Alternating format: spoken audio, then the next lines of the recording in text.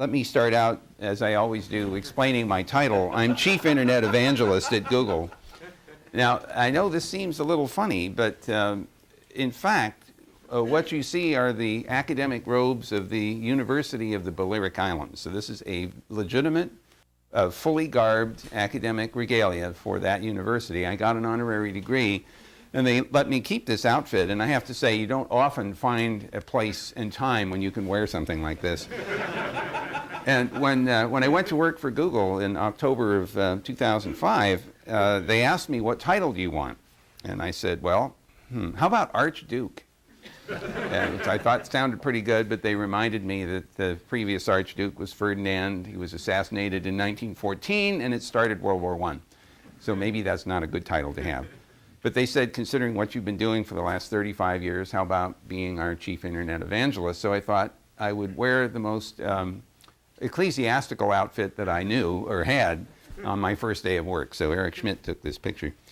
Let me just remind you of some statistics. 10 years ago, I would have been very excited to tell you that there were 22 plus million machines on the internet and 50 million users, which at the time seemed like a big number. Today, it's almost 500 million machines on the net that are servers. So they're things that have domain names typically and at least dedicated IP addresses, as opposed to laptops and personal digital assistants that are connected episodically, and over 1.2, almost 1.3 billion users. That's still a small number relative to the world's population. So we are still, the Internet Evangelist has another 5.5 billion people to convert over to Internet operation. The other thing that's been going on during that same 10-year period has been a rapid influx of mobile technology all around the world, particularly in places where there was very little telecom infrastructure. The reason that that's important from the internet point of view is that more and more of those devices are now becoming internet enabled. The rough estimates I have heard are that about 15% of the currently operating mobiles have some form of internet access, whether that lets them surf the net using search engines like Google and others, or interact with some other application. That 15% translates into about 450 million additional devices on the net. And if you add the laptops and other things, you could very quickly convince yourself that there are on the order of 1.5 billion or more devices already on the internet. That's more than there are people. And of course, that suggests that some people have more than one device that's internet capable. Maybe you have a laptop and a mobile as an example. Over time, I expect that's going to, that ratio of number of devices to the number of people is actually going to increase. And I'll give you some examples of how that might happen. If you look at the distribution of users on the internet today, you discover some interesting facts that are almost inescapable trends. The first one is that it's Asia that has the largest single block of users. Now, of course, that's a very diverse region. It includes China and India and Indonesia, Japan, and so on.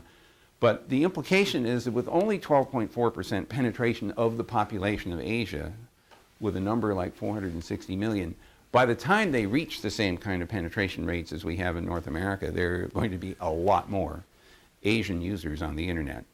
That implies that the content of the network, the style of use, the kinds of interests, the modes of operation in that group will influence much more heavily what's on the net than what you might see today. So we need to be prepared for that if we're interested in offering products and services to a global population. That's going to be an important target. Europe is the second largest grouping, and Europe is sort of funny, right, because they keep adding countries, so you can't quite make much in the way of predictions about how many people there are going to be.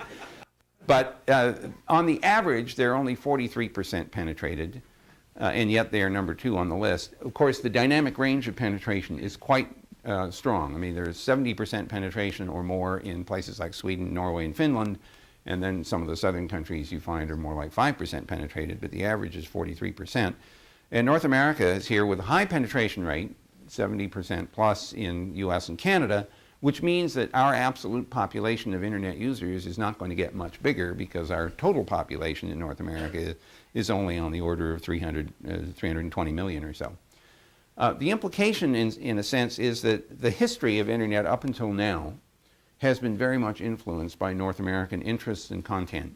But over time, it's very clear from these data that that will change, and that are already in the minority in terms of absolute population.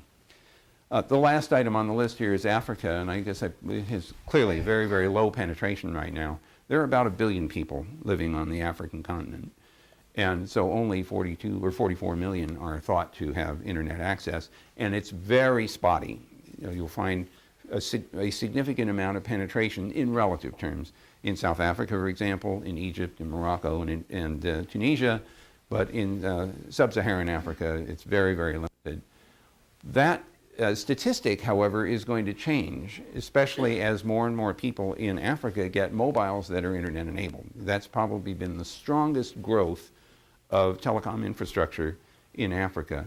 The wireline growth has been almost de minimis. They've leapfrogged over and are heavy, heavy users of mobile as an alternative.